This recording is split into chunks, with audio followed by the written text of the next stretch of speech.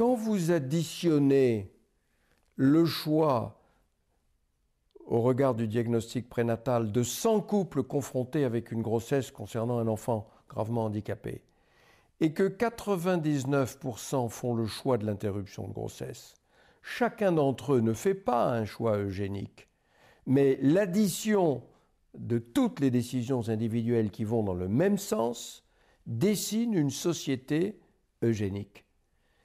Et donc ça veut dire que collectivement, et d'une manière qui n'est pas concertée, qui n'est pas consciente au niveau collectif, nous dessinons une société qui refuse le handicap et qui préfère choisir l'élimination de l'enfant à venir handicapé plutôt que de le conduire à son terme.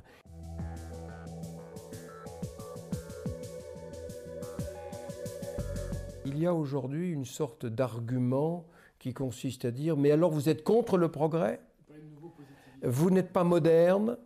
Je pense que ce culte de la modernité et du progrès à tout va, qui consiste à dénigrer ceux qui émettent de temps en temps un jugement de prudence, de sagesse, d'attente, en disant « attendez, on va voir », eh bien, ce culte de la modernité est une des formes modernes de la bêtise. Je crois que le progrès, oui, naturellement, et ce n'est pas le médecin, le scientifique que je suis qui va vous dire le contraire, mais le progrès doit être au service de l'homme et pas l'homme un instrument du progrès.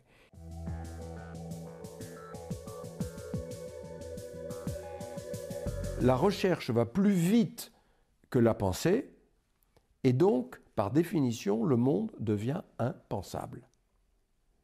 Et les gens sont un peu perdus. Le monde devient impensable. Leur pensée n'arrive pas à accrocher la découverte scientifique et ils n'arrivent pas à se faire une opinion là-dessus. Je trouve que c'est extrêmement préoccupant et c'est pour ça, je pense que non seulement il faut qu'il y ait une éducation des consciences, mais il faut probablement fixer des principes généraux qui ne soient pas seulement des principes adaptés à telle ou telle découverte. Nous avons besoin de réfléchir sur l'homme dans la durée. Je pense que notre société doit, dans la pluralité, dans la diversité, montrer les différents types de valeurs qu'il peut y avoir. Les religions présentent généralement un noyau commun de valeurs communes.